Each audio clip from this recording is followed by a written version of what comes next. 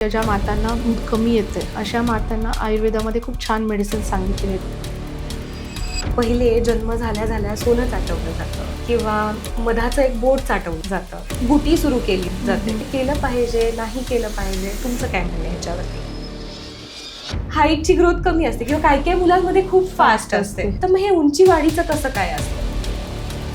माझं मूल जे आहे हे सारखंच आजारी पडतं. सर्दी झाली, खोकला झाला, ठीक आहे आता पावसाळा झाला, मग आता हिवाळा आला, मग आता काय तर उन्हाळा आला, पण हे काय चक्र थांबतच नाही. मग ह्यात काय केलं पाहिजे? ते रात्री खूप भरपूर दूध पिलं त्यांनी आणि काय झालं माहिती ते सकाळी ते मेलेलं होतं.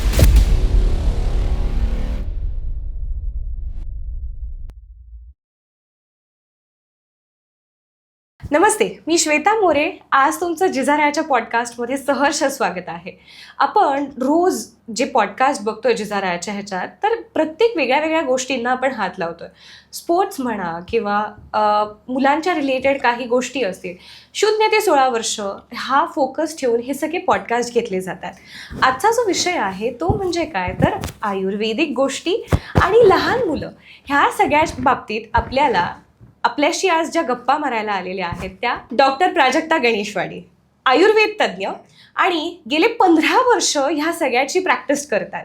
आत्तापर्यंत त्यांनी बऱ्याच गोष्टी स्वतःही बनवलेल्या आहेत, इन्व्हेंट केलेल्या आहेत. म्हणजे ज्याच्यामध्ये सुवर्णप्राश म्हणा किंवा बाळासाठी वापरले जाणारे वेगळी मसाची तेल म्हणा किंवा सगळ्याच गोष्टी, बऱ्याच गोष्टी की ज्या बाळांसाठी वापरल्या जाऊ शकतात. आता ह्या पॉडकास्टमध्ये आपल्याला त्यांच्याशी ज्या संदर्भात गप्पा मारायच्या आहेत, हा प्रवास एक गर्भवती महिला ते बाळ साधारण 2 ते 3 वर्ष होतं इथपर्यंत हा पूर्ण प्रवास आपल्याला बघायचा आहे आणि त्याच्यात आयुर्वेद कसा सपोर्ट करू शकतो हे बघायचं आहे. नमस्ते मॅम. नमस्ते. सो थँक्यू सो मच की आज तुम्ही जिजाऱ्याच्या पॉडकास्टवरती आलेला आहात. आत्तापर्यंत मी जसं म्हटलं की होमिओपॅथ बघितलेलं आहे, ॲलोपॅथी बघितलेलं आहे, पण आयुर्वेद हे जे आहे हे आत्तापर्यंत बघितलेलं नव्हतं. आणि माझ्यासोबत जितक्या आई आहेत त्यांना खरंच बरेच प्रश्न पडलेले आहेत की काय करायचं, द्यायचं नाही द्यायचं, सेफ आहे का. म्हणजे डॉक्टर सांगतात की मध अजिबातच नाही द्यायचं 1 वर्ष, गाईचं दूध की म्हणजे अशा ज्या सगळ्या गोष्टी आहेत, तर तुम्ही तुमच्या अँगलनी त्याची उत्तरं द्याल मी असं एक्सपेक्ट करते. सो माझा पहिला जो प्रश्न आहे तो म्हणजे काय, तर पहिले जे एका गर्भवतीचे 9 महिने असतात ह्याच्यामध्ये डॉक्टर बरीच सारी औषधं देतात. म्हणजे आयडियली फोलिक ॲसिड असतं किंवा कॅल्शियम असतं, आयर्न असतं. तर त्याच्यासोबत आयुर्वेदामध्ये असं काही आहे का की जे घेऊ शकतो आणि ज्यांनी सपोर्ट मिळू शकतो? पहिल्या 9 महिन्यामध्ये जेव्हा आपल्याला गर्भधारणा होते तर आयुर्वेदामध्ये प्रत्येक महिन्यामध्ये वेगळी अशी औषधं सांगितलेली आहेत घेण्यासाठी. ऑब्व्हियसली तुम्ही ते आयुर्वेद तज्ज्ञ डॉक्टरांशी कन्सल्ट करून मग ते तुम्ही स्टार्ट करा. आणि मग ह्याच्यामध्ये मी जस्ट जनरल जे आम्ही प्रॅक्टिसमध्ये देतो ते सांगते. तर पहिल्या 3 महिने आम्ही गर्भपात होण्याची शक्यता जास्त असते स्त्रियांमध्ये. मग गर्भ व्यवस्थित हे स्टेबिलाइज होण्यासाठी, गर्भधारणा व्यवस्थित राहण्यासाठी पहिले 3 महिने मिसकॅरेज किंवा अबॉर्शन होऊ नये ह्यासाठीचे काही मेडिसिन्स आहेत. मग ते आम्ही त्याच्यामध्ये एक गर्भपाल रस नावाचं एक टॅबलेट आहे, ती आम्ही सजेस्ट करतो.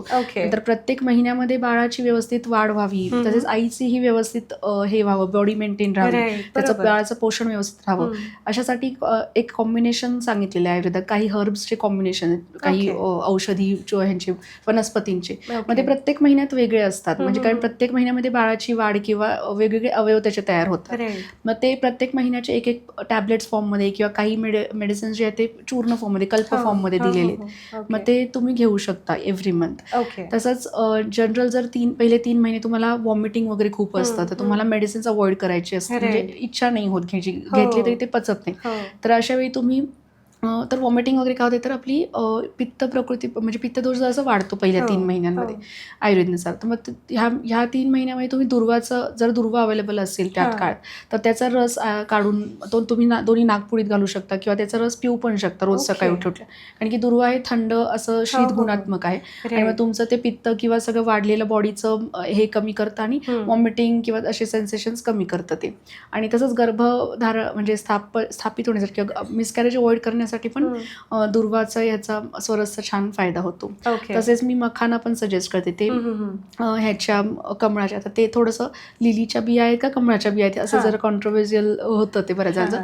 पण मखाना म्हणून जे काही आहे, कमळ असेल, लिली असेल, कशाचं जे बी अवेलेबल असतं डीमार्ट किंवा अशा स्टोर्समध्ये असतं, मग ते पण आपण पहिले 3 महिने खाल्लं तर ते कसं जरासं हे आहे, हलकं आहे पचायला आणि जे ॲब्झॉर्ब करतं, जे कारण की सकाळी उठल्या उठल्या आपले लिक्विड्स किंवा स्राव वाढलेले असतात जराशा पोटातले, मग ते वॉमिटिंग किंवा ह्याच्यातून बाहेर पडतात. मग आपण कोरडे असे पदार्थ जर खाल्ले जे ते लिक्विड सबस्टन्स ॲब्झॉर्ब करतील आणि आपल्याला हलकेपण म्हणजे आपलं पोट पण जरासं भरल्याचं फिलिंग देते, तर मग हे मखाना पण तुम्ही म्हणजे पहिले 3 महिने खाऊ शकता. आणि त्याचं जे मखानाचं बीज आहे ते हे करतं, म्हणजे ते इमॅजिन केलं तर आपण ते वरती कमळ म्हणजे आपलं बेबी आणि जे मधली देठ आहे ते म्हणजे आपली अंबिलिकल कॉर्ड किंवा गर्भनाभी नाडी आणि ते बीज म्हणजे ते प्लासेंटा किंवा जिथं ते जॉईंट हे होतं गर्भाशयाला हे रुजलेलं असतं, ते असं इमॅजिन करून तशी कन्सेप्ट पण सेम वर्क करते की ते बी अगदी खाली असतं आणि वरती ते एवढ्या मोठ्या कमळाला ते हे करतं, पोषण देतं. त्यामुळे त्याच्यामध्ये तसे पोषक घटक आहेत की ते पूर्ण हे करतात, पोषण करतात बेबीचं. आणि त्यामुळे पहिले 3 महिने ह्या 2 गोष्टी तुम्हाला जर मेडिसिन्स अवॉइड करायचे असेल तर ह्या 2 तुम्ही घेऊ शकता, वॉमिटिंग वगैरे हे करायला. आणि नाही, पण तुम्ही जे सांगितलं ना खरंच खूप वॉमिटिंग होतं. दोन्ही प्रेग्नन्सी थ्रू आउट 9 महिने मी फक्त उलट्या करत होते. काहींना खूप काही जणांना काहीच प्रॉब्लेम्स येतात पण काहींना होतात. मग अशा गोष्टी पण फॉलो करू शकतो. म्हणजे तुम्ही जे म्हटलात की म्हणजे पोटातलं जे द्रव्य आहे तर ऍसिडिक कंटेंट थोडंसं आंबट पण येतं घशात. मी तुम्हाला सांगते, मी डॉक्टरला प्रत्येक वेळी हाच प्रश्न विचारायचे, मला रोज सकाळी फक्त पिवळं पाणी पडायचं की हे काय होतंय नक्की, फक्त पिवळं पाणी, बाकी दिवसभर काही नाही, पण सकाळी उठल्यानंतर तेवढंच. सो म्हणजे खरंच तुम्ही जी माहिती सांगितली ती आणि इवन ज्या गोळ्या सांगितल्यात, आईला पहिले काही महिने असं असतं किंवा पूर्ण प्रेग्नन्सीज, आता अवेअरनेस खूप क्रिएट व्हायला लागलाय, मला शक्यतो गोळ्या नाही घ्यायच्यात, माझ्या बाळाला आत्तापासूनच ह्या सगळ्या गोष्टी नाही द्यायच्या आहेत. पण तेच की आयुर्वेदाने जर तुम्ही हे दिलं तर असं की म्हणजे ॲलोपॅथिकमध्ये कधी काही गोष्टी असतात की ज्या तुम्ही गायडन्स शिवाय नाही घेऊ शकत किंवा प्रेग्नन्सीमध्ये नाही चालू शकत, पण तेच आयुर्वेदाच्या बाबतीत कसं आहे, म्हणजे मेडिसिन्स घेऊ शकतो, काही त्रास होत असेल तर काय प्रेफर करावं की बाळालाही नाही त्रास होणार आणि आई पण ती सेफली घेऊ शकते? आता आयुर्वेदात पण वेगवेगळे जे फेजेस, म्हणजे प्रत्येक आईचे जे फेजेस आहेत, म्हणजे गर्भधारणेसाठी वेगळी, त्या काळात वेगळा आहार किंवा धारणा करताना वेगळी औषधं घ्यायला पाहिजेत, नंतर डिलिव्हरी नंतर काही वेगळी औषधं किंवा हे आहेत, परिचर्या आहे. उदाहरण सांगितलं तर हिंग आपण फोडणीत वापरतो, तर हिंग हा गर्भाशय संकोचक सांगितलेला आहे, म्हणजे तो आकुंचन करतो गर्भाशयाचं, तर मग प्रेग्नन्सी राहिल्यानंतर हिंग अवॉइड करायला पाहिजे, आपण घ्यायला नाही पाहिजे. आणि नंतर डिलिव्हरी नंतर हिंग चांगला आपला म्हणजे चांगला म्हणजे खूप पण प्रमाणात नाही घ्यायचं, पण तेवढाच पाव चमचा किंवा जे काय तो आपण फोडणीमधून वगैरे घ्यायला पाहिजे रेग्युलरली, जे आपण जे काही जेवण करू, मग ते आपल्या परत पूर्ववत गर्भाशयाची हे करायला, आकार आणि हे करायला फायदेशीर होतो. असे काही फळं आहेत किंवा गोष्टी आहेत, जसं की मेथी पण आहे, म्हणजे गर्भधारणा झाल्यानंतर ती उष्ण आहे प्रचंड, मग तेव्हा नाही घ्यायची जास्त, थोड्या कमी प्रमाणात पण खाऊ शकतो मेथीची भाजी किंवा मेथी दाणे, पण हायली जास्त क्वांटिटी किंवा रेग्युलर डेली बेसिसवरती नाही सजेस्टेड, पण डिलिव्हरी नंतर ते घ्यायला पाहिजे. जे काही उष्ण गर्भधारणा झाल्यानंतर पहिले 3 महिने तर मोस्टली सगळे थंड, म्हणजे दूध किंवा तूप वगैरे असे थंड असे गोष्टी घ्यायला पाहिजे.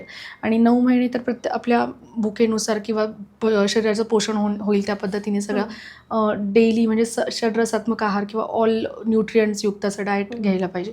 आणि पोस्ट डिलिव्हरी सगळे उष्ण गोष्टी घ्यायला सांगितले, जसं की हळीव आहे, डिंकाचे लाडू आहे, मेथीचे लाडू आहेत, म्हणजे जेणेकरून आपलं कॅल्शियम पण भरून येईल आणि दुधाचं प्रमाण वाढेल, अशा गोष्टीचे सगळे हे सांगितलेले आहेत नंतरच्या ह्याच्यामध्ये. आता ह्याच्यामध्ये तुम्ही जसं सांगितलं की हो म्हणजे दोन्ही गोष्टी होऊ शकतात आणि आयुर्वेदामध्ये आहेत ऑलरेडी अशा गोष्टी की ज्या आईसाठी सेफ आहेत आणि ड्युरिंग डिलिव्हरी, आफ्टर डिलिव्हरी दोन्ही वेळेस.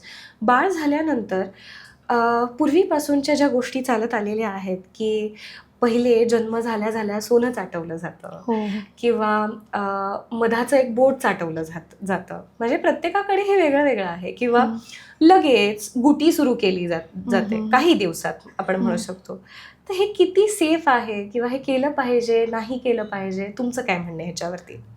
आता आपल्या हिंदू धर्मामध्ये 16 संस्कार सांगितलेले आहेत. हो. मग त्यातले जो चौथा संस्कार आहे जातकर्म संस्कार, त्याच्यामध्ये सुवर्णप्राशन संस्कार आलेला आहे. ओके. आणि म्हणजे पहिला जो आहे गर्भाधान, म्हणजे आपण गर्भधारणेसाठी ते इमॅजिन करायचं, ते करण्याचा संकल्प, की आता आपण ठरवायचं की आता गर्भधारणा आपल्याला हे करायची. मग त्याच्यानंतर सीमंतोन्नयन आणि एक कुठला तरी आहे, नाव लक्षात नाही. ओके. आणि पुढचा जो आहे तो जातकर्म, म्हणजे डिलिव्हरी झाल्यानंतर हा. बाळावरती जे करण्याचे संस्कार, त्याच्यामध्ये हा सगळ्यात पहिला आहे, जो तुम्ही म्हटला की सोनं चाटवायचं किंवा मध चाटवायचं. Right. तर पहिल्याच्या काळात सोनं मधात मिक्स करून असं सोन्याचं काही तुमच्याकडे असेल जी काही सोन्याची अंगठी किंवा त्याच्यामध्ये बुडवून वळ वगैरे ते जी होती चाटवायची. तर याच्या मागे हाच उद्देश असायचा की सोनं जे आहे ते बल देणार, ताकद देणार आहे आणि इम्युनिटी वाढवण्यासाठीचे असे घटक आहेत त्याच्यामध्ये. आणि ते उष्ण गुणात्मक आहे, त्याला पूर्ण बॉडीवरती ते कफाचं आवरण असतं सगळं ते, आणि ते आणि सगळं म्युकोनियम वगैरे आतमध्ये असतं, ॲस्पिरेट करायचं असतं. मग ते अशा चाटण केल्यानंतर कधी काही त्याची म्हणजे हे पण होते, उलटी वगैरे म्हणून त्याचा एक्सेस कफ पण बाहेर पडतो. मग म्हणून ते त्यावेळी सांगितलेले तसं. मग आता कसं होतं की ते जे सुवर्ण जे आहे ते आपण धातू जो आपण वापरतो ॲज अ ऑर्नामेंट्स, तर ते पॅलेटेबल म्हणजे खाण्याच्या दृष्टीने ते योग्य नसतं. मग सुवर्णभारित जल म्हणून एक प्रकार, त्याला ऑप्शन एक आहे की सोन्याचं वळ किंवा अंगठी घालून ते पाण्यात उकळायचं आणि ते पाणी आईने प्यायचं. आणि मग आईच्या दुधातून ते बाळ जातं, कारण की बाळाला तर आपण पाणी देत नाही जनरली 6 महिने तरी. मग ते सुवर्णभारित जल आईने घेतलं तर त्याच्यामध्ये सोन्याचे गुण थोडे उतरतात. आणि जो सगळ्यात बेस्ट ऑप्शन आहे सुवर्णप्राशन म्हणून मेडिसिन आहे. तर तो जो जातकर्म संस्कार आहे त्याच्यामध्ये सुवर्णप्राशनचं सांगितलेलं आहे. मग जेव्हा पण बाळाचा जन्म झालेला असेल ज्या दिवशी, त्याच्या अपकमिंग डेजमध्ये जो काही पुष्य नक्षत्र असेल, आपले 28 नक्षत्र आहेत, मग त्यातलं पुष्य नक्षत्र ज्या दिवशी असेल त्या दिवशीपासून हा संस्कार सुरू करायचा, सुवर्णप्राशन संस्कार. मग आताचे बरेचसे आयुर्वेदिक डॉक्टर स्वतः ते तयार करतात. मी पण माझ्या क्लिनिकमध्ये स्वतः तयार करते, कारण की ते जास्त ऑथेंटिक आणि आम्हाला योग्य प्रमाणात ते सुवर्ण भस्म आम्ही ते वापरतो आणि मग त्यामुळे रिझल्ट आम्हाला छान दिसतं. मग त्या दिवसापासून ते रोज चाटवण्याचा एक संस्कार आहे, तो करायला लागतो. मग सुवर्णप्राशनचं डिटेल सांगते की काय आहे ते मेडिसिन. तर सुवर्ण म्हणजे सोनं, सोन्याची त्याच्यात बारीक नॅनो पार्टिकल्स असतात, म्हणजे अगदी आपल्याला डायजेस्ट होतील, ॲब्झॉर्ब होतील अशा पद्धतीने त्याची प्रक्रिया करून, सोन्यावरती प्रक्रिया करून, ते औषधी प्रक्रिया करून ते तयार केलेलं भस्म असतं, किंवा पावडर फॉर्म म्हणून आपण भस्म. आणि ते इतकं फाईन असतं की ते आपल्याला वाटतं की आता हे मेटल्स कसे आपल्या पोटात जाणार, डायजेस्ट कसे होणार, ते लिव्हर किडनीत राहतात ते काय, तर तसं काही नसतं. आपल्या ऋषीमुनी अगदी पूर्वीच्या काळीपासून सांगेल की त्या काळात जे काही वर्णन आहे की ते सोनं घासायला सांगितलं दगडावरती, मग त्या काळापासून जे बारीक हे उडतात, ठिणगे उडतात, त्या मध आणि तुपात मिक्स करून चाटवायला सांगितलेलं आहे. पण आता आम्ही सुवर्णभस्म वापरतो. आता असं काही दगडावर घासणं शक्य आहे, ते कुठे पडते ते पण दिसणार नाही. मग सोन्याच्या वरती जे काही ऑर्नामेंट्स आपण वापरतो तेच सोन्याचं आपण औषधी प्रक्रिया करून त्याचं हे करतो, त्याला शोधन करतो. शोधन म्हणजे त्याची शुद्धी प्रक्रिया असते, त्याच्यातले टॉक्झिन्स किंवा दूषित घटक हे होतात, जातात, आणि नंतर त्याला जाळतात. ते जाळून त्याची फाईन पावडर जी काही आपल्याला ॲब्झॉर्प्शनच्या दृष्टीने योग्य अशा पद्धतीने ते तयार करतात. मग ती आपण ते भस्म, आणि ते भस्मामध्ये आपण औषधी तूप मिक्स करतो. मग ते तूप जे आहे ते मेद्य असं, म्हणजे ब्रेन टॉनिक टाईपमध्ये. मग त्याच्यामध्ये अशी बुद्धिवर्धक अशी औषधं, म्हणजे बरेचसे हर्ब्स आहेत, जसं की ब्राह्मी, शंखपुष्पी, ज्येष्ठ मध, वेखंड, अशी बरीच औषधं आम्ही घालून ते तूप तयार केलेले. त्या तुपामध्ये ते भस्म मिक्स करतो आणि मध मिक्स करतो. तर तूप आणि मध हे पण अनइक्वल क्वांटिटीमध्ये वापरतात. जर ते सेम प्रमाणात घेतलं तर ते विषासारखं काम करतं, किंवा आपल्याला त्वचा रोग होणं किंवा कोड येणं वगैरे अशा गोष्टी होतात. त्यामुळे ते अनइक्वल क्वांटिटीमध्ये मिक्स करून, प्लस हे सुवर्णभस्म मिक्स करून आम्ही ते असं एक औषध तयार केलेलं आहे. मग ते आपण पुष्य नक्षत्राच्या दिवशी स्टार्ट करून डेली 1 वर्षभर तरी मुलांना द्यायचं. मग एज किती असलं तरी चालेल, अगदी 1 दिवसाच्या बाळापासून आपण 12 ते 16 वर्षाच्या मुलांपर्यंत देऊ शकतो. तर ह्याचे बेनिफिट्स खूप छान सांगितलेत की आपण डेली दिल्यानंतर 1 महिन्यामध्ये त्यांची मेधा, म्हणजे बुद्धी वाढते मुलांची. अगदी बेबीजमध्ये आपल्याला नाही लक्षात येत, पण म्हणजे आपण त्याच्या 6 महिन्यानंतर बुद्धिमत्ता वगैरे दिसून येते.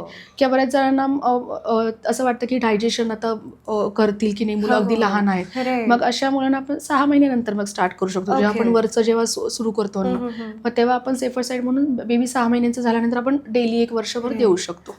मग त्या मंत्र जो काही हे आहे रेफरन्स आहे आमच्या ग्रंथामध्ये, मग त्याचं असं सांगितलं की सुवर्णप्राशन डेली घेतल्याने 1 महिन्यामध्ये मेधा वाढते, त्यांची बुद्धिमत्ता वाढते. 6 महिन्यामध्ये त्यांची प्रतिकारशक्ती वाढते. हे मेन म्हणजे महत्वाचं हे की आपण सुवर्णप्राशन सुरू करतोय का तर मुलांची प्रतिकारशक्ती वाढवायला. बरोबर. आता आपण जे वॅक्सिन्स वगैरे घेतो हो ते एक वॅक्सिन जे आहे ते त्या आजाराविरुद्ध आहे. हो बरोबर. मिझल्स वॅक्सिन हो, हो. मिझल्सच्या विरुद्ध आहे. बरोबर. टायफॉइडच्या विरुद्ध, नंतर आपले कुठले ते डिप्टेरिया, हा. पर्टुसिस वगैरे ते सगळे आता हा. 5ही एकत्र वगैरे हो, करून हो, पण हो. केलेले आहेत. Right. पण हे फक्त त्या आजाराविरुद्ध काम करतात. आणि परत असं पण कॉन्ट्रोवर्सीज आहेत की काही वॅक्सिन्समुळे पण साईड इफेक्ट म्हणून मुलांमध्ये ADHD किंवा ऑटिझम अशा गोष्टी झालेल्या आहेत. पण ते पण कॉन्ट्रोवर्सीज आहेत. त्यामुळे वॅक्सिन्सचे पण साईड इफेक्ट पण आहेत. त्यामुळे असे पण काही आयुर्वेदिक डॉक्टर्स म्हणजे पालक आहेत जे वॅक्सिन्स न देता फक्त सुवर्णप्राशन देऊन आपल्या मुलांची प्रतिकारशक्ती छान तयार केलेली. तर सुवर्णप्राशन असं मेडिसिन आहे की ते फक्त कुठल्या तरी एका आजाराविरुद्ध नाही काम करणार. ते पूर्णच आपल्या बॉडीची इम्युनिटी वाढवणार, बरोबर, प्रतिकारशक्ती वाढवणार. आणि सीझनल चेंजेस झाले किंवा कुठलंही इन्फेक्शन आलं, व्हायरल इन्फेक्शन आलं, बॅक्टेरियल इन्फेक्शन आलं, त्या विरोधात मुलांची ऑलरेडी प्रतिकारशक्ती वाढल्यामुळे ते नाही आजारी पडत किंवा पडले तरी लवकर कव्हर होतात. इव्हन त्यांना अँटीबायोटिक किंवा ह्याची गरज नाही पडत. आणि नंतर आपण आजारी पडल्यानंतर जो खर्च करणार आहे तो आपण आधीच सुवर्णप्राशन देऊन आपण मुलांना तसं हेल्दी बनवलं तर मग तो नंतरचा पण आपला त्यांची पण शरीराची हे वाचते, हाल वाचतात आणि आपले पण फायनान्शियल पण हे वाचते. मग असं आहे. आणि 1 वर्ष कंटिन्यू दिल्यानंतर श्रुतधर सांगितलेले त्यांना. म्हणजे जे काही आपण एकदा सांगू ते मुलांच्या कायमचं लक्षात राहतं. स्मरणशक्ती छान अगदी छान डेव्हलप होते मुलांची. मी शाळेत जाणाऱ्या मुलांना वगैरे दिली तर मग त्यांना पाठांतराचं त्यांचं 4 ओळींच्या ऐवजी 8 ओळी पाठ व्हायला लागल्या वगैरे असं. किंवा एक जर असं मतिमंद अशी मुलगी असायची जिला जर असं ऐकू वगैरे कमी होतं ती घेत होती. तिच्या पण शाळेतून शिक्षक वगैरे सांगायला लागले की तिचं रिस्पॉन्स चांगला येतोय आता, छान तिला लक्षात राहतंय. त्यामुळे अशा ज्यांची मेंटल हे नाहीये, ऑटिझम किंवा ADHD अशा पण मुलांमध्ये सुवर्णप्राशनचा छान इफेक्ट होतो. नाही म्हणजे मी माझ्या मुलींच्या बाबतीतही बघितलेत ना, दोघींनाही मी सुवर्णप्राश देते. त्यांच्यामध्ये पण मला खरंच खूप फरक दिसलेला आहे. म्हणजे खरंच पाठांतर आणि तुम्ही ज्या गोष्टी सांगितल्या त्याच्यात खरंच आहे. मला एक प्रश्न तुम्हाला असा विचारायचा आहे की तुम्ही जे सांगितलं की पहिल्या पुष्य नक्षत्रापासून सुरू करायचं, तर आईंना खरंच हा प्रश्न पडलेला असतो, एकदा सुरू कसं करायचं, किती दिवसांनी दिलं पाहिजे का फक्त पुष्य नक्षत्राला द्यायचं, हे जे प्रश्न आहेत. म्हणजे पहिले मी दिल्यानंतर ते डायजेस्ट होतंय का नाही हे कसं कळेल? जनरली कसं होतं, आता माझ्याकडे एक पेशंट येत होती, एवढी अशी तिच्याकडे फाईल होती अक्षरशः. ती प्रत्येक सीझन चेंज झाला की ती आजारी पडायची. तिला सुवर्णप्राशन आम्ही सुरू केलं होतं. ती एक 6-7 वर्षांची होती. तिला प्रत्येक वेळी एक पहिला डोस दिल्यानंतर तिला जुलाब व्हायचे किंवा जे काही आहे ना उष्णता किंवा शरीरात तिला सर्दी व्हायची सारखं. ती सर्दी उलट तिची बाहेर पडायची. त्यामुळे असं कधी कधी होतं की जुलाब होतात काही मुलांना, म्हणजे ते पचत नाही असं वाटतं आपल्याला, तर ते त्यांचे शरीरातले दूषित घटक बाहेर पडत असतात. त्यामुळे ते नॅचरल कधी कधी होऊ शकतं तसं इंडायजेशन झालं किंवा असं झालं तर. त्याला कसं आहे, सुवर्ण जेव्हा आपण घेतो किंवा कुठलेही मेटॅलिक कंपाऊंड्स घेतो तेव्हा आपण काकडी किंवा असे स्पायसी फूड वगैरे असे अवॉइड करायचे असतात. तर मग इकडे सुवर्णप्राशन घेता आहेत, लगेच मुलं काहीतरी पावभाजी कसं काहीतरी स्पायसी खात आहेत, तर मग ते त्यांना डायजेस्ट होत नाही. जनरली ते त्या दिवशी तरी, आणि ताप असेल तर त्या दिवशी आम्ही अवॉइड करतो. कारण की सुवर्ण पण थोडं उष्ण आहे, सोनं जे आहे, त्यामुळे तापामध्ये वगैरे आपण देत नाही. बाकी एरवी नॉर्मल ह्याच्यामध्ये घेऊ शकतो. आणि ग्रंथात सांगितलेले की त्या दिवशी सुरू करून रोज वर्षभर द्यायचंय. मग तो पॅरेंट्सचा कॉल आहे की त्यांना कसं करतं, म्हणजे इझी आहे, कन्व्हिनियंट आहे करणं, कॉस्ट इफेक्टिव्ह कसं आहे. त्यांना डेली, मी तर सांगेन की डेली शक्य असेल तर डेलीच तुम्ही द्या. ते पण सकाळी उठले उपाशी पोटी द्यायचं असतं ते. आणि नसेलच शक्य तर ऍटलीस्ट पुष्य नक्षत्राच्या दिवशी, म्हणजे तर 28 दिवसांनी ती कुठलीही डेट असते त्यानुसार आदल्या दिवशी रिमाइंडर कॉल्स येतात क्लिनिक्समधून, त्या दिवशी ते करू शकतात. किंवा लांब राहणाऱ्यांना आम्ही ऑलरेडी आधीच हे करतो, बाय कुरिअर वगैरे देऊन ठेवलेलं असतं. मग तसं करू शकतो. किती वर्षापर्यंत हे द्यायचं असतं, म्हणजे what is the ideal age? Ideal age 16 वर्ष ग्रंथात सांगितले जे बालवय आहे. पण 16 वर्ष आताच्या कंडिशन मध्ये बालवय नाही म्हणू शकत आपण. 12 वर्षापर्यंत लहान मुलांचं एज आपण कन्सिडर करू शकतो. पण तरी 16 एज पर्यंत देऊ शकतो आपण. पण जरा मोठी मुलं झाली असतील तर ते काय असं छोटे छोटे चाटण टाईप मध्ये घेत नाही, तर त्यांना गोळ्या मिळतात सुवर्णाच्या, त्या ते स्टार्ट करू शकतात. ओके. तर हे सगळं झालं सुवर्णप्राशनचं, की तुम्ही सांगितलं 16 वर्षापर्यंत चालतं, पण आताच्या ह्याच्यामुळे 12 वर्षापर्यंत घेतलं तरीही चालणार आहे. पण ह्याचे बेनिफिट्स लाईफ लॉंग आहेत. होय. म्हणजे खरंच मी असं सांगेल की पालकांनी घ्यायलाच पाहिजे, त्यांच्या मुलांना द्यायलाच पाहिजे. कारण की इतक्या आता सध्या गोष्टी बदलत आहेत, खाण्याची दर्जा खूप कमी होत चाललेला आहे. पण ह्या सगळ्यांनी सपोर्ट होऊ शकतो. आणि माझाही हा अनुभव आहे की तुम्ही जे सांगितलं की बुद्धिमत्ता खूप चांगली वाढते. म्हणजे जिजा, मोठी जी मुलगी आहे माझी, इव्हन राया सुद्धा जी 1.5 वर्षाची आहे, सगळं कळतंय, सगळं लक्षात राहतंय. काहीही असं होत नाहीये की म्हणजे दुकानात गेल्यानंतर लोक मला प्रश्न विचारतात, मी कुठलीच गोष्ट त्यांना विचारल्याशिवाय घेत नाही, म्हणजे ही माझी पद्धत आहे. तर मला बऱ्याचदा असं लोक विचारतात की तू तिला का विचारते, तिला काय कळतंय. माझं एवढंच असतं, त्यांना सगळं कळतं. बरोबर. सो मला वाटते कुठेतरी ह्या सगळ्या सुवर्ण प्राशांचं खूप मोठं कॉन्ट्रीब्युशन आहे आणि त्यांनी खरंच खूप फायदा झालाय मुलींना. पुढचा प्रश्न आहे तुमच्यासाठी असा की मालिश, मसाज ही खूप आपल्याकडे महत्वाची गोष्ट आहे आणि बाळ म्हणजे प्रीमॅच्युअर्स बेबीमध्ये थोडं उशिरा सुरू केलं जातं, बट नॉर्मल आहे, सगळं आहे, तर काही दिवसात लगेच त्याची मसाज सुरू केली जाते.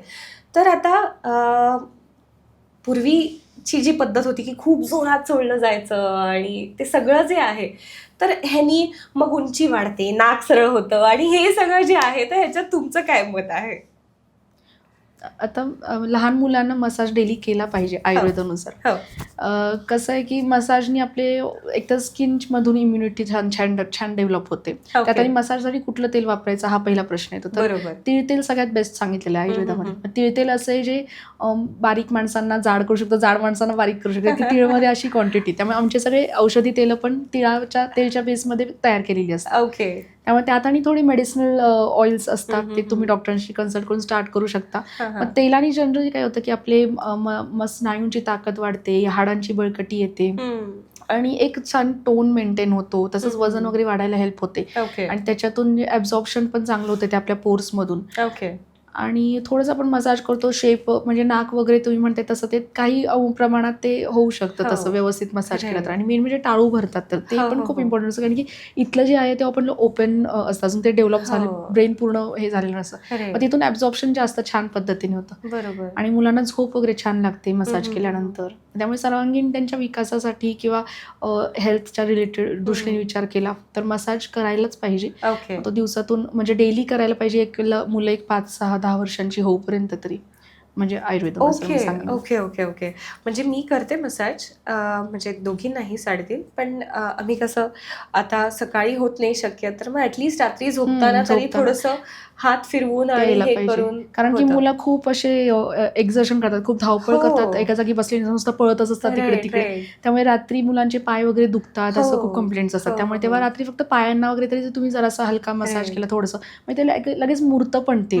त्याने जो वात वाढलेला असतो मुलांचा, वात शमन होतो आणि त्यांची जे काही पाय दुखणं किंवा हे त्या पण सगळ्या कंप्लेंट्स कमी होतात. ओके. तुम्ही हा कधी अनुभव घेतलेला आहे का की तुमच्याकडे अशा कंप्लेंट्स आलेल्या आहेत की मुलांचे पायच दुखतात? म्हणजे मी जे बघितलंय, तर म्हणजे तुम्ही सांगितलं की पळणं आणि ह्या सगळ्या गोष्टी, तर असं काही आहे का, म्हणजे उंची वाढतीये म्हणून पाय दुखतायत का काय, म्हणजे काही रिलेशन आहे का? कारण की हल्ली बऱ्याच मुलांमध्ये हे दिसून येतं की म्हणजे माईट बी कॅल्शियमची डेफिशियन्सी आहे म्हणून की काय, तर पायच दुखतात. तर ह्याचं कारण काही सांगू शकाल का, की काय कारण असतं किंवा त्याची काळजी कशी घेऊ शकतो? आता सांगितलं त्याप्रमाणे ते एक कारण होतं की मुलं जास्त वेळ उभी असतात, खेळत असतात, पळत असतात, त्यामुळे पाय दुखतात आणि वात वाढतो त्यांचा थोडक्यात, त्यामुळे ते पाय दुखतात. त्यामुळे त्याला फक्त तेलाचा मसाज केला रोज तुम्ही डेली तरी ते बऱ्यापैकी कमी होईल. आणि तरी कमी नाही झालं तर मग एकदा ब्लड टेस्टमध्ये कॅल्शियम वगैरे चेकअप करायला पाहिजे. कॅल्शियम, व्हिटॅमिन डी कमी असेल तर सुद्धा असं होतं. आणि हाईट वाढताना काही पाय वगैरे दुखत नाहीत ऍक्च्युली, तसं काही नाही. ओके. अजून एक असा प्रश्न की उंची जी वाढ आहे, म्हणजे आता आमच्या घरात 2 मुली आहेत, म्हणजे दोघी जणी आहेत, जिजा आणि राया. जिजा 1.5 वर्षाची आहे, आता ती ऑलमोस्ट माझ्या 3.5 वर्षाच्या मुलीच्या उंची एवढी होईल. तिची हाईट आम्हाला असं वाटतं की तिच्या वयानुसार थोडीशी कमी आहे. 3.5 वर्षाची जी आहे जिजा, तर म्हणजे मी ह्याच्यात काळजी केली पाहिजे का? सुरुवातीच्या काळात मला खूप काळजी वाटायची की हाईट थोडी सावकाशच वाढतीये किंवा असं होतंय, किंवा मुलांमध्ये असं कधी कधी होतं की थोडी हाईटची ग्रोथ कमी असते किंवा काही काही मुलांमध्ये खूप फास्ट असते. तर मग हे उंची वाढीचं कसं काय असतं? मुलांची उंची जी आहे ना ती त्यांच्या वयानुसार वाढतच असते. आणि आपण आयडियली कॅल्क्युलेशन करू शकतो. आई वडिलांच्या उंचीनुसार आपल्या बाळाची उंची आयडियल थोडंसं एक ॲव्हरेज हाईट आपण मेजर करू शकतो. आई वडिलांची अधिक करायची उंची, मुलगा असेल तर अधिक 5 करून डिवायडेड बाय 2 करायचं, आणि मुलगा असेल तर -5, आई वडिलांची उंची -5 करून डिवायडेड बाय 2 करायचं मुलगी असेल तर. मग ती होते ॲव्हरेज हाईट, आणि त्या ॲव्हरेज हाईटच्या ±10 सेंटीमीटर्स वगैरे त्या बाळाची हाईट वाढू शकते. ओके. पण जर आपल्याला एक्सपेक्टेड असेल जर असं लवकर हाईट वाढणं मुलांची, हां, तर हां. आयुर्वेदात काही अशी औषधं आहेत किंवा हम्म. मी सांगेन आता काही असे ॲज अ काही आहारीय द्रव्य आहेत जे तुम्ही ॲज अ मेडिसिन घेतल्या तर नक्कीच हाईट वाढते. तर ओके. मुलांची हाईट जी आहे ती जनरली मुलांची मेल चाइल्ड्सची एक 16व्या वर्षापर्यंत 18व्या वर्षापर्यंत वाढत असते हो. आणि मुलींची ती 16व्या वर्षापर्यंत वाढत हो, असते. हो. हे मॉडर्न सायन्सनुसार झालं. पण आयुर्वेदानुसार विचार केला तर जनरल सांगली ग्रंथात की 25-26व्या वर्षापर्यंत वाढू शकते दोघांची ही हाईट. ओ. कारण की म्हणजे त्या काळी जे बालवय मी म्हटलं तेच सांगितले की 16 16 वर्षापर्यंत. वर्षापर्यंत आहे. त्यामुळे ते तरुण वय जे आहे त्यांनी ते हो. 30 पर्यंत सांगितले. त्यामुळे हो. तिची तरुण वयापर्यंत ते काय ते ग्रोथ होत राहते आणि अरे. नंतर मग शरीराची ऱ्हास व्हायला लागतो म्हणजे धातू क्षय व्हायला लागतो. ओके. नंतर मग तरुण अवस्थेनंतर परत मग वृद्ध अवस्था स्टार्ट व्हायला लागते. ओके. मग त्यामुळे ग्रोथ एज ॲक्च्युली आयडियली आपण 25 to 30 पर्यंत पण चान्सेस आहेत हाईट ग्रोथची. पण जे काय म्हणतात पण जर लहान म्हणजे 12 इयर्सच्या आधीच आपण जर मेडिसिन्स किंवा असे स्टार्ट करू ना बूस्ट होते त्यांनी. कारण की त्या ओके. वयात नॅचरलीच वाढत असते हाईट. हो, हो, हो. आणि त्या काळात जर आपण हे जे सप्लिमेंट्स घेतले हेल्थ सप्लिमेंट्स आयुर्वेदिक थोडेसे हेल्थ सप्लिमेंट्स मेडिसिन्स किंवा हे तर मग त्यांची बूस्ट होते हाईट. आता इव्हन सुवर्णप्राशन घेणाऱ्या मुलांमध्ये हाईट वाढताना दिसून आलेली आहे मला की त्यांना भूक चांगली लागलेली दिसून आलेली. आणि काही मुलं बोलायची नाही वगैरे अगदी स्पीच कमी असायचं ती पण बोलायला वगैरे लागतात असे हे सुवर्णप्राशनमुळे दिसून आले.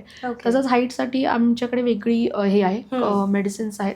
तर सगळ्यात हाईटचा कसा संबंध आहे की हाडांपासून हाडांची जशी आपली ग्रोथ होईल त्यावरती हाईट डिपेंडेंट. त्यामुळे अस्थिधातू सांगितलेला आहे हाडांचा जो म्हणजे हाडं म्हणजे अस्थिधातू असं आपण इमॅजिन करू शकतो. तर त्याची जर चांगलं पोषण झालं ग्रोथ छान झाली तर मग तुमची हाईट चांगली होणार. मग अस्थिधातूला किंवा कॅल्शियम शरीरातलं वाढण्यासाठी थोडंसं आपण हे करायचं फोकस करायचं. मग त्याच्यामध्ये हळीव एक खूप छान काम करतात. मग तुमची मुलं 1-2 वर्षाची असतील जसं व्यवस्थित सगळं खात असतील तर ह्या एजमध्ये तुम्ही हिवाळ्यामध्ये खास करून रोज हळीवाची किंवा अल्टरनेटिव्ह हळीवाची खीर स्टार्ट केली त्यांना तर चांगली त्यांच्यामध्ये कॅल्शियम वाढतं. अस्थिधातूचं पोषण होतं म्हणजे हाडांचं पोषण होतं.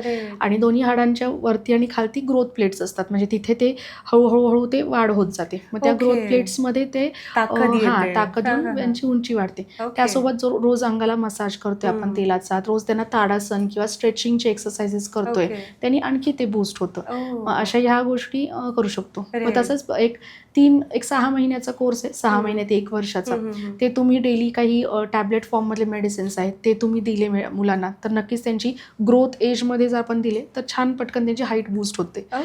आणि एक नाकातून एक औषधी तेल आम्ही वापरतो ह्या हाईट वाढण्यासाठी पेशंट्सला. तर ते तेल जे ते बांबूच्या शूट्सपासून केलेलं असतं. तर बांबू हा सगळ्यात उंच वाढणारा असं हे आहे गवत. मग त्यापासून हे तेल केले तर मग हे तेल आपण नाकातून घेतलं ना आता वाटतं की आपल्याला नाकातून गेलं ते कसं काम करतं तर तिथून ते डिरेक्टली मेंदूपर्यंत पिट्युटरी ग्लँडपर्यंत जातं. मग तिथून पिट्युटरी ग्लँड हा मेन एंडोक्राइनल ग्लँड आहे त्याच्यातून सगळे हॉर्मोन्स आपले सिक्रेट होतात बॉडीचे. मग तिथंच ते ग्रोथ हॉर्मोनला पण स्टिम्युलेट करतं आणि मग तिथून मग ते हाईट ग्रोथ पण होते जास्त त्यांची. हे असं सगळं ते हे त्यामुळे फक्त तज्ञ डॉक्टरांच्या गायडन्स अंडर तुम्ही हे स्टार्ट करा. आणि हळीव किंवा डिंकाचे लाडू वगैरे हे सगळे तुम्ही दिले. आणि तुम्ही हे आता खूप महत्वाची गोष्ट सांगितलीत की हळीव कारण की तुम्ही जसं म्हटलं 2 वर्षापासून 3 वर्षापासून ऑल्टरनेट डेज थंडीच्या काळात देऊ शकतो मुलांना. पण तेच की असं वाटतं की फक्त हळीव हा प्रेग्नन्सी नंतरच खाल्ली जाणारी गोष्ट आहे. आईला पण चांगली तेच मागे हेतू तोच की कॅल्शियम किंवा अस्थिधातूचं पोषण त्यासोबत दूध पण देऊ शकताय तुम्ही. दूध पण छान कॅल्शियमचं स्रोत आहे. फक्त कसं होतं की लहान मुलांमध्ये कफ जास्त असतो त्यामुळे दूध घेतलं की कफ वाढतो त्यांची सर्दी वाढते. मग अशा वेळी दुधामध्ये सुंठ घालायची 1 चिमूटभर आणि ते द्यायचं त्यांना. आणि शक्यतो रात्रीच्या वेळी द्यायचं म्हणजे सकाळचा ऑलरेडी कफाचा वेळ असतो त्यामुळे आपण दूध घेतलं तर आणखी त्यांना कफ वाढून ते पचत नाही. त्यामुळे रात्रीच्या वेळी द्यायचं आणि त्याच्यामध्ये सुंठ जर असं घालून दिलं की ते पचनला चांगलं होतं. तसेच जंत पण होतात दुधामुळे त्यामुळे वावडिंग वापरतात त्याच्यामध्ये विडंग. ते दूध उकळताना त्याच्यामध्ये एक विडंगाचं पावडर किंवा त्याची बी असते ती घालून उकळायचं म्हणजे मग ते पण आपल्याला तो एक साईड इफेक्ट त्याचा होत नाही. आणि रात्री दूध घेतल्यानंतर मुलं छान गाढ झोपतात वगैरे त्यांचं पोषण पण छान होतं. राईट. अशा तुम्ही आता पद्धतीने जे करू वावडिंग शकतो. सांगितलेत ना, तर आमच्या घरी मी म्हणजे प्रेग्नन्सी झाल्यानंतर पाणी जे आहे हम्म, तर ते ओवा आणि वावडिंग हा. हे असंच प्यायचे. आणि मुलांना पण जेव्हा पाणी सुरू केलं ना, तेव्हा सुरुवातीच्या काही काळांमध्ये ओवा आणि वावडिंग असंच पाणी द्यायचे. त्याच्या म्हणजे मागे हाच रिझन आहे की जंत होऊ नये आणि पचन व्यवस्थित व्हावं. ओवा आणि ओके. गॅसेस वगैरे होत नाही, डायजेशन छान होतं. ओके, त्यामुळे ओके. हे वापरायला सांगितलं. बरोबर. आता मला तर ह्यातल्या काही गोष्टी माहिती नाहीयेत, पण तेच तुम्ही सांगितलं. मी काय म्हणजे घरातली मोठी माणसं जे सांगणार ते आपल्याला ऐकायचं आहे आणि करायचं आहे. पण तेच म्हणजे तुम्ही आत्ता ज्या गोष्टी सांगताय त्या खरंच इतक्या हेल्पफुल आहेत, इम्पॉर्टंट आहेत, की ज्यांनी आईला एक मदत होईल, की हां, आता हेही मी करू शकते, असंही देऊ शकते, ह्यानी हे बेनिफिट्स होतात. आणि जसं तुम्ही सांगितलं, की सुवर्णप्राशाने किती फरक पडतो, उंची वाढायला सुद्धा किती फरक पडतो. माझा अजून एक प्रश्न असा आहे, की आईला प्रत्येक वेळी हा प्रश्न पडलेला असतो, की माझं मूल जे आहे हे सारखंच आजारी पडतं. सर्दी झाली, खोकला झाला, ठीक आहे आता पावसाळा झाला, मग आता हिवाळा आला, मग आता काय तर उन्हाळा आला. पण हे काय चक्र थांबतच नाही. मग ह्यात काय केलं पाहिजे? ओके, हा खूप कॉमन प्रश्न आहे. बरोबर.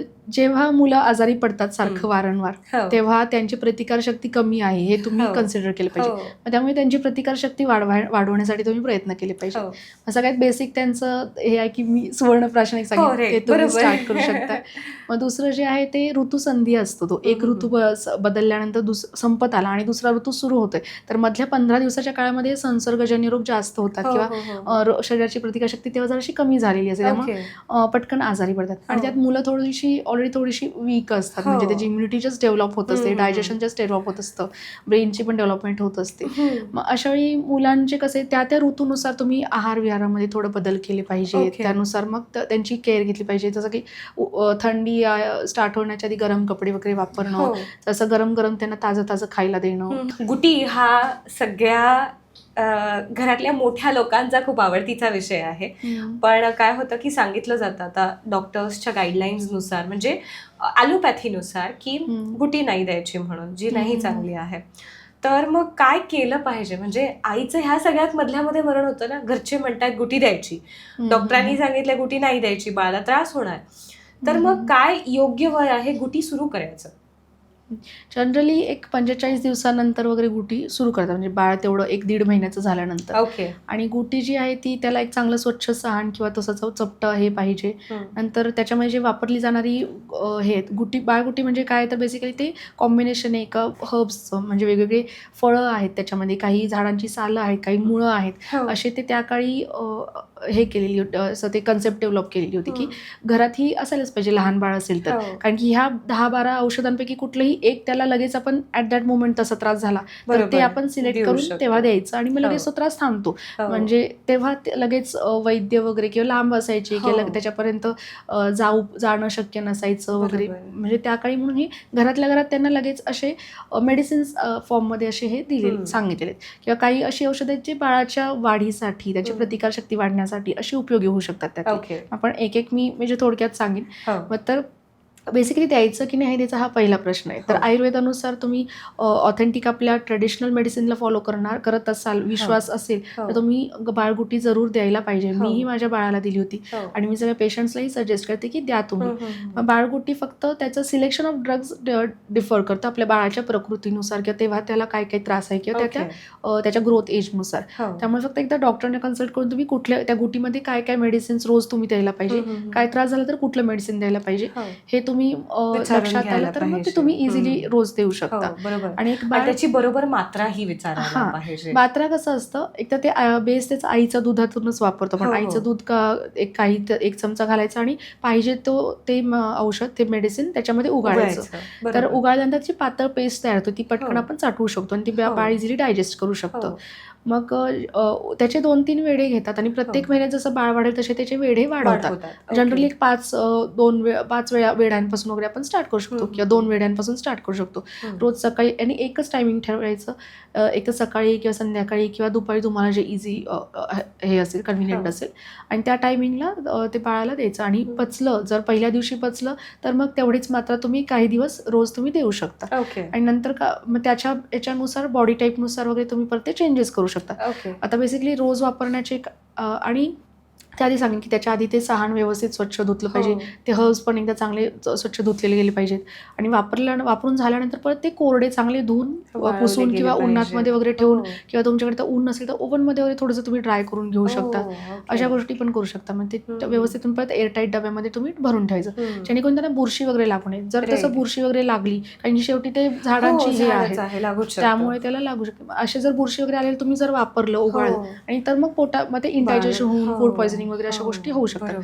त्यामुळे ते अवॉइड करण्यासाठी जनरली डॉक्टर्स मध्ये देऊच नका असं सांगतात. पण तुम्ही जर व्यवस्थित केअर घेऊन घेतलं तर मग ते त्याच्यासारखं म्हणजे छान हे नाही औषध किंवा हे नाही घरगुती उपाय आहे.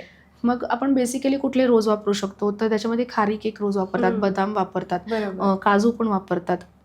मग ह्या 3 गोष्टी कशा आहेत तिन्ही पण वजन वाढवण्यासाठी, त्यांचं HB रक्त वाढवण्यासाठी, कॅल्शियम वाढवण्यासाठी अशा गोष्टी आहेत त्यामुळे डेली त्या दिल्या तर अगदी कमी प्रमाणात त्यांच्या पोटात जातात, ते ॲब्झॉर्ब होतात आणि हळूहळू त्यांची वाढ आणि डेव्हलपमेंट होते.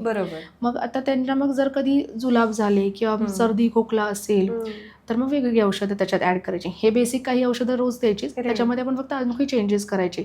मग एका कंपनीचं मिळतं बालगोटी, त्याच्यामध्ये त्यांचं बुकच आहे आणि त्यांनी लिहिलेलं की हे चित्र काढले त्या ह्याचं आणि त्या पुढे लिहिले नाव आणि मग त्यांनी हे कशासाठी काय काम करतं असं. मग ते तसं असेल बुकलेट टाईपमध्ये तर मग ते आपण वाचून इझिली करू शकतो किंवा आता गुगलवर पण लक्षात येतच आपण सर्च केलं. आणि तर एक्झाम्पल्स देते मी त्यातले कुठले पुढचे आहेत. तर बाळ हिरडा एक असतो त्याच्यामध्ये. मग बाळ हिरडा म्हणजे हरितकी किंवा हिरडा असतो तो, त्यातली छोटी बी असते म्हणून त्याला बाळ हिरडा म्हणतात. ऍक्च्युली हिरडा जरासा मोठा साईजचा असतो. मग त्रिफळामध्ये पण हे हिरडा, आवळा आणि भेडा असे 3 एकत्र असतात गोष्टी. मग हे माइल्ड लक्झेटिव्ह काम करतं म्हणजे पोट साफ होण्यासाठी बाळाचं काम करतं. आता लहान बाळ जे ती जास्त करून अशी झोपूनच असतात त्यामुळे त्यांना गॅसेस होतात, अपचन होतं आणि पोट वगैरे साफ होत नाही काही म्हणजे कसं मुलींमध्ये बघेल की 2-2, 4-4 दिवसानंतर ते टॉयलेटला जात होतं त्यांना. जनरली मेल चाइल्ड्स मध्ये तर डेली होतं किंवा त्यांना जास्त जुलाबच होतात मोस्टली ऑब्झर्व केलं की माझ्या पण मुलाला व्हायचे. त्यामुळे आईला खूप पथ्य पाळायला लागतं जेव्हा मुलगा असतो त्या.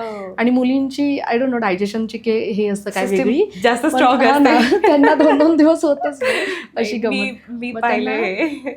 मग त्यांना म्हणजे माझ्या तर मुलाच्या जी ते आपल्या संडासच्या जागेला असं लाल लाल असं त्याची स्किन पण हे झाली होती अशी हे झाली इतक्या प्रमाणात सारखं जुलाब व्हायचे त्याचं. आणि त्यामुळे आईला खूप फॉलो करायला लागायचं पथ्य सगळं. मग अशा गोष्टी होतात. मग जेव्हा खास करून मुलींच्या मध्ये जेव्हा जुलाब म्हणजे पोट साफ होतच नाहीये मग पोटात वगैरे दुखतं किंवा रडत असतात ते आपल्या लक्षात येत नाही. त्यामुळे एक दिवस आड वगैरे असं रात्रीच्या वेळी तुम्ही हे बाळ हिरडा वगैरे उकाडून दिला तर त्यांचं छान पोट साफ होतं आणि हे होतं हेल्थ, त्यांची डायजेशन वगैरे व्यवस्थित राहतं. नंतर एक मुरुड शेंग म्हणून एक वनस्पती म्हणजे ते अशी एक फळ आहे झाडाचं, ते असं पिळलेलं असं आकार आहे त्याच्यावरती. आपल्या आतड्यांचा आकार तसा असतो, पिळलेला असतो. मग ते आतड्यांमध्ये जेव्हा हे असतं इनडायजेशन होतं किंवा दुखत असतं पोटात मुलांना आणि ते रडत असतात तेव्हा हे उगाळून द्यायचं. मग पोटदुखी किंवा जे काही इनडायजेशन वगैरे असेल तर मग हे मुरुड शेंग त्याच्यामध्ये काम करते. मग ती तुम्ही तशावेळी वापरू शकता. नंतर त्यांना सर्दी किंवा खोकला वगैरे असे झाल्या गोष्टी तर मग हे पिंपळी म्हणून एक आहे, ते फळ आहे एका ह्याचं वनस्पतीचं, मग ती उगाळून देऊ शकतो. ज्येष्ठमधचं हे मिळते, मूळ मिळतं. मग ते ज्येष्ठमध पण आवाजासाठी छान आहे, छान त्वचेवरती पण काम करतं, डोळ्यांसाठी पण छान आहे आणि मग ते तुम्ही उगाळून देऊ शकता सर्दी आणि ह्याच्यामध्ये. अशा कॉम्बिनेशन्स आहेत. आणि काही कंपनीजनी मग त्याचा सगळ्या मिळून एक सिरप केलेलं आहे तयार. मग ते तुम्हाला जर हे उगाळणं विगळणं सगळं शक्य नसेल तर ते सिरप पण तुम्ही बाळगुटीचं देऊ शकता. ते इझी होतं की 5 ml लगेच द्यायचं. पण थोडंसं बेबीच्या डायजेशननुसार ते आपल्याला विचार करायला लागतं. आणि जर पोट जास्त जुलाब होत असेल बाळाला, हा पण प्रॉब्लेम होतो की जास्त जुलाब होतात, अशा वेळी मायफळ किंवा जायफळ हे 2 त्याच्यामध्ये असतात बाळगुटीमध्ये घटक. मग ते उगाळून आपण दिले तर मग त्यांचे जुलाबाचं प्रमाण म्हणजे होतं, नॉर्मल होतं. किंवा कुडा पण वापरेल, त्याच्यामध्ये साल असते ती कुटज म्हणतात किंवा कुडाची, मग ती पण उगाळून दिली तरी जुलाब थांबतात. अशा गोष्टी आहेत की बाळगुटीच्या रिलेटेड. आता अजून एक मला लक्षात आलं की त्यांचे काही मुलांमध्ये डोळे असे हे होतात, चिकटत असतात किंवा काही घाण येत असते डोळ्यातून. तर जेव्हा पण आपण ब्रेस्ट फिडिंग करतो ना तेव्हा आईचं दूध जे आहे ते डोळ्यांसाठी खूप छान सांगितलेले. त्यांची मुलांची दृष्टी छान होण्यासाठी, डोळ्यांचे कुठली आजार न होण्यासाठी मग ते काही थेंब आपण डोळ्यात पण घातले गेले पाहिजेत बाळाच्या. मग ते छान चक्षुषे सांगितलेले, म्हणजे डोळ्यांच्या सगळ्या आजारांसाठी आईचं दूध सगळ्यात हो. बेस्ट सांगितलं. मी हे ना मग तुम्हाला असं ते. सांगते, मी ट्राय केलेलं होतं हा. हम्म, कारण हम्म. की एकदा असं झालेलं होतं की हम्म. खूप असे चिकटले गेलेले हम्म, आणि हम्म. मग त्याच्यामुळे मी तिच्या डोळ्यात टाकलेलं. आणि इव्हन मी तुम्हाला सांगते ब्रेस्ट मिल्कचं की अशी सगळ्या चेहऱ्यावर पुरळ उठलेली होती. हा. त्यावेळी पण मी ब्रेस्ट मिल्क वापरलं तर खूप फरक पडला. अच्छा. म्हणजे छान. ते स्किनचं ती पुरळ पण हा, गेली. म्हणजे कमी झाली खरंच आईचं दूध हे खूप एकदम छान इफेक्टिव्ह इफेक्टिव्ह आहे ते. औषध आहे. नॅचरल इम्युनिटी असते त्याच्यामध्ये हो, डॉक्टर right. बाळाची. हो. आणि सगळं काय ते पोषक हे असतं सगळं त्याच्यामध्ये. खरंच. ते सो घ्यायला पाहिजे. ह्या सगळ्यात आत्ताच्या आईमध्ये जो खूप मोठा प्रश्न आहे, तर बऱ्याच केसेसमध्ये ना ब्रेस्ट मिल्क हे हम्म. लॅग होतं हो, किंवा कमी असतं. पुरेसं नाही होत आहे. तर आयुर्वेदामध्ये हे असं काही आहे का की जेणेकरून, म्हणजे शतावरी ही ती सांगितली माहिती जाते आहे बऱ्याच की जणांना. घ्यायची आहे, हम्म, पण हम्म. शतावरी सोबत अजून काय घेऊ शकतो की जेणेकरून हे हम्म. वाढायला मदत होऊ शकते, किंवा Okay. Ayurveda through breast milk supply वाढू शकतो का? हो, ज्या स्त्रियांना किंवा ज्या मातांना दूध कमी येते हो. अशा मातांना आयुर्वेदामध्ये खूप छान मेडिसिन सांगितलेले आहेत. तर ते Okay. तुम्ही डॉक्टरांच्या सल्ल्याने नक्की घेऊ शकता. हो. त्यामध्ये एक फर्स्ट नंबरवरती येतं शतावरी. हो. आता पहिला म्हणजे ब्रेस्ट मिल्क कमी का होतंय, हो. तर त्याच्यामध्ये हॉर्मोन्स तुमचे जर असे इम्बॅलन्स असणं, हो. आता स्ट्रेस फॅक्टर खूप इम्पॉर्टंट आहे. बरोबर. आपण बाळाला दूध पाजतो आणि आपल्या डोक्यात वेगवेगळे विचार आहेत, विचार आहे. कामाच्या ठिकाणचे आहेत, घरातले आहेत, कुठले तरी हो. ते तर तसं चालत नाही. अरे. जेव्हा आपल्याला मनातून जेव्हा स्नेह भावना जेव्हा बाळाभोवती बाळाची येईल, आपण फक्त आपलं कॉन्सन्ट्रेशन पूर्ण बाळाच्याकडेच पाहिजे तेव्हा, अरे. किंवा व्यवस्थित बाळाला धरणं, हो. आणि जसं ते बाळ ओढायला लागतं तसं हो, ते ती वाढत रिफ्लेक्स जाते. ऍक्शन होते हो, ती, बरोबर. तसं ते आपल्याला स्टिम्युलेशन होतं आणि मग तिथल्या Yes. आपल्या मेमरी ग्लँड्स आहेत त्या स्टिम्युलेट होऊन तिथे मग श्रवण स्टार्ट होतं. बरोबर. पण हे थोडंसं कुठे ना कुठेतरी आपल्या माइंडशी पण Mental मेंटॅलिटी पण healthशी related रिलेटेड आहे. बरोबर. त्यामुळे तुम्ही जर मेंटली स्टेबल नसाल, स्ट्रेस असेल, तर नक्कीच तुम्ही स्ट्रेस कंट्रोल करायला पाहिजे, मेंटली स्टेबिलिटी आणायला पाहिजे. मग ते प्राणायाम, ओंकार अशा गोष्टींनी आहे बरोबर. ती करून मग तुम्ही जास्त करून बेबीच्या सानिध्यात राहून बेबीला जेव्हा आपण हो. जिव्हाळा वगैरे हे करून निर्माण करून हे करतो ना, बरोबर. तर नक्कीच ते हे होतं, दुधाचं प्रमाण हो. स्टार्ट होतंच. Right. आणि मग ज्यांना नाही आहे, येतच नाही आणि त्यांना वरचं सुरू स्टार्ट करायचं, हो. तर मग त्यांना बकरीचं दूध सांगितलं आयुर्वेदामध्ये. कारण की बकरीचं काय, गांधीजी पण बकरीचं दूध प्यायचे. बकरीचं दूध कसं आहे, हलकं आहे. बकरी Okay. बघितलं तर त्या फिरत हो. असतात, कुठे खूप एका जागी चपळ बसत नाही. असतात. हां. हो. त्यामुळे त्यांच्यामध्ये वात असतो जास्त, म्हणजे हलकं असतं पचायला त्या बकरीच्या दुधामध्ये. Okay. त्यामुळे बाळाला कसं जे काही हलकं आहे ते आपण हो, द्यायचं. त्यामुळे बरोबर. आईचं दूध नसेल तर बकरीचं दूध द्यायला सांगितलंय. हो. बकरीचं पण दूध अवेलेबल नसेल तर मग गाईचं दूध, अर्ध गाईचं अर्ध पाणी, अर्ध दूध अर्ध पाणी असं मिक्स करून द्यायला सांगितलं, म्हणजे ते Okay. हलकं होईल, लघु हां. होईल अशा हो, पद्धतीने. हो, हो. मग ते म्हणजे डायल्यूट होईल, हो. वापरता येतं. मग ते पण थोडंसं कमी प्रमाणात देऊन बघायचं. पचन झालं, डायजेस्ट झालं तर मग ते हो. कंटिन्यू करायचं, बरोबर. नाहीतर मग डिस्कंटिन्यू करायचं. मग Okay. थर्ड ऑप्शन परत राहतो पेडियाट्रिशियननी दिल्यानुसार, Formula ते milk. फॉर्म्युला हो. मिल्क आहे. पण Okay. फॉर्म्युला मिल्कमुळे पण ते गॅसेस किंवा अशा गोष्टी होतात. त्यामुळे शक्यतो पहिला आपला हाच प्रयत्न करायचा की Breast ब्रेस्ट milkच. फिडिंगच्या जवळ हो. बेबी बरोबर आपण जास्त हे करू ना, हो. संबंध हे केले की ते होतात. आणि त्यांना पहिला ते पण नवीन असं की शिकत असतात, ते हो. आचूषण करणं किंवा त्यांचे ओठ पण लहान असतात. हो. मग तेव्हा ते निपल वापरणं, हो. रबरी निपल काही महिने, आणि त्याच्यानंतर मग हे करणं. पण एकदा त्यांना कळलं की दूध मिळालं, जर त्यांना पण लगेचच वरून स्टार्ट केलं तर ते ओढणारच नाही. हो, आई तर बरोबर. मिळतंय ना आई तर त्यांना. मिळतंय. त्यामुळे त्यांना रडू दे, त्यांना भूक लागू दे, ते प्रयत्न करतील, ते शोधतील. इव्हन पोटावरती तसंच ठेवलं तरी ते शोधतात आणि हो. हे म्हणजे करतात, प्राणी आणि बाळ सेमच चोखायला आहे ना. लागतात. प्राणी कसे हां. लगेच त्याच्या आईकडे जातात. शोध हो. घेतात आणि त्यांना भूक लागली की ते हो. घेतातच. त्यांना कळलं की आता हे आपण असं केल्यानंतर, ओढल्यानंतर दूध येतंय, हां. काहीतरी गोड आपल्याला मिळतं, आपलं पोट भरतंय, मग ते ओढायला लागतातच असं. Right. आणि आपण बरोबर. लगेचच नाहीच, ओढतच नाहीये, पितच नाही असं केलं हां. तर मग आपलं पण हे होणार, म्हणजे काय नाही, दूध येणारच नाही. बरोबर. आणि असं गोष्टी येतात. आणि मेडिसिन्स म्हणाल तर शतावरी एक आहे, त्याच्यामध्ये मग ते ग्रॅन्युल फॉर्म्समध्ये वापरतात. हो. कल्पमध्ये कसं होतं, शतावरी कडू आहे चवीला, हो. पण म्हणून ते कल्प केलेलं आहे, म्हणजे साखरेमध्ये मिक्स करून हो, त्याचं हो, औषध तयार केलं. Okay. पण साखरेमुळे परत वजन वाढतं. Oh. मग त्यामुळे तुमचं जर वजन जास्त असेल किंवा शुगर वगैरे असेल, जेस्टेशनल डायबिटीज वगैरे असेल, तर कल्प घेऊ नका दुधामधून. Okay. शतावरीच्या टॅबलेट्स मिळतात काही कंपनीजच्या, त्या टॅबलेट्स तुम्ही घेऊ शकता किंवा Okay. डायरेक्टली चूर्ण फॉर्ममधले पण घेऊ शकता, जर Oh. कडू चवीचं तुमचं हां.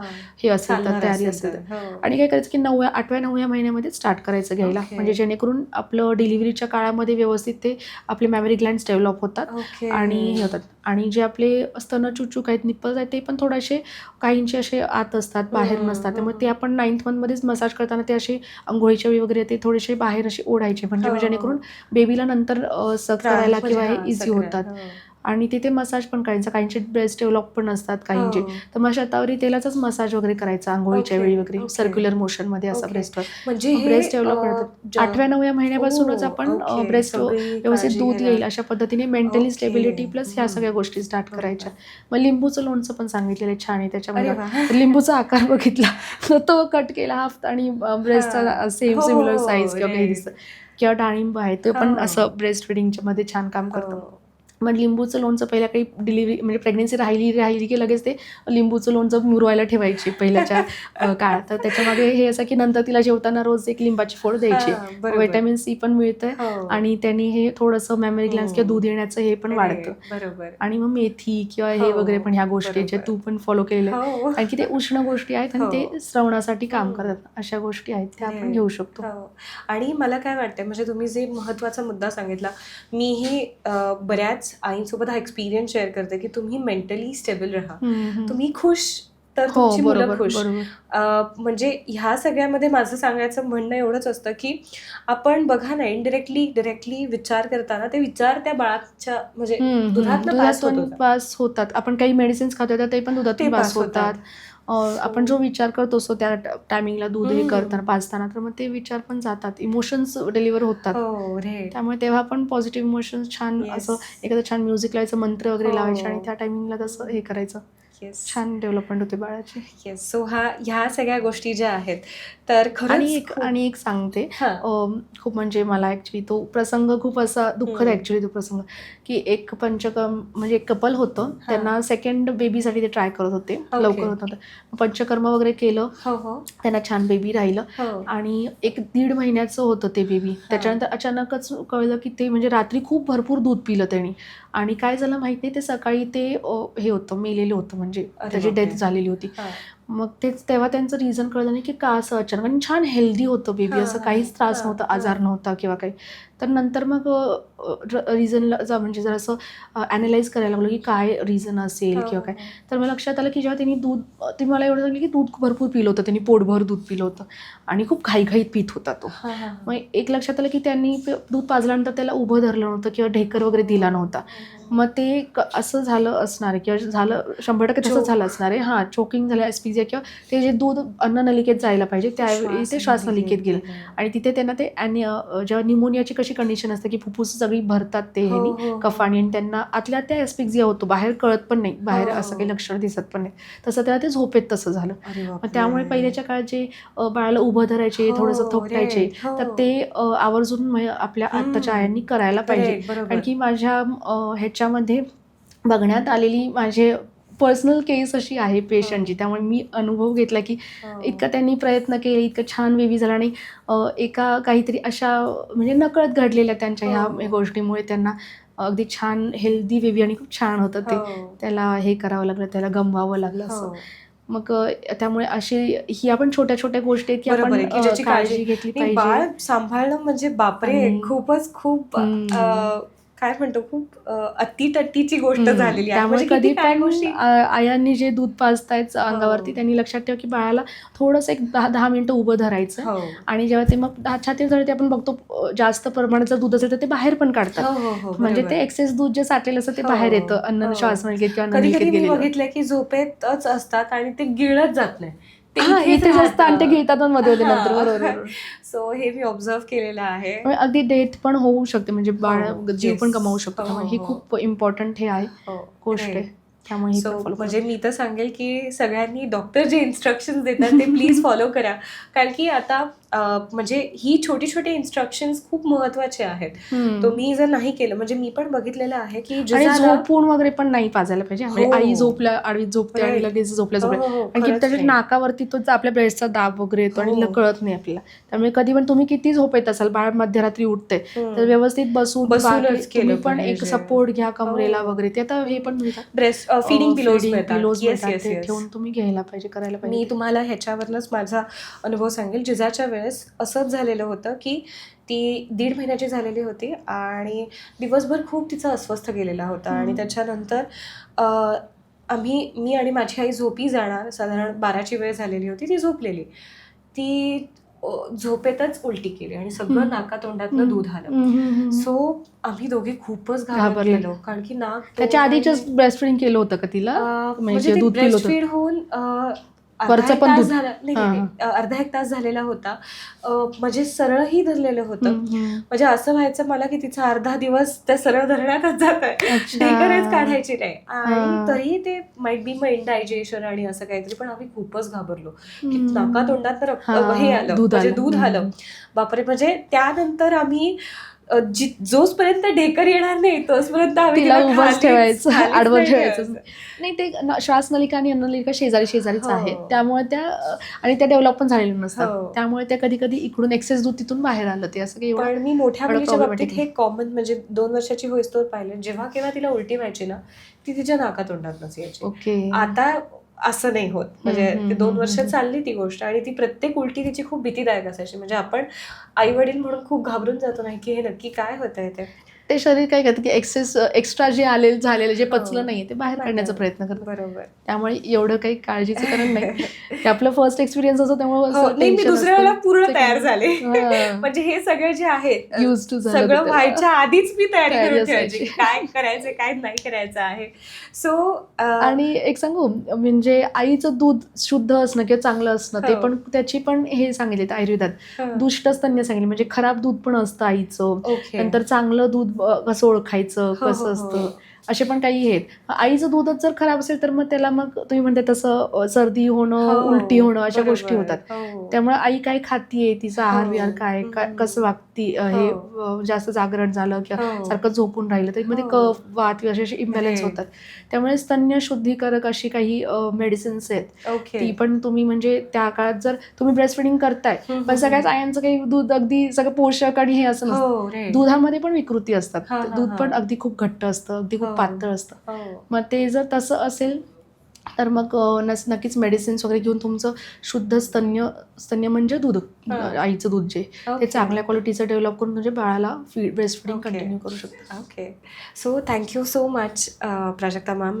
ह्या सगळ्या कॉन्व्हर्सेशनमध्ये बऱ्याच गोष्टींचा खूप खुलासा झाला. मला असं वाटतं की खूप इन्फॉर्मेटिव्ह गोष्टी तुम्ही सगळ्यांसोबत शेअर केलेल्या आहेत.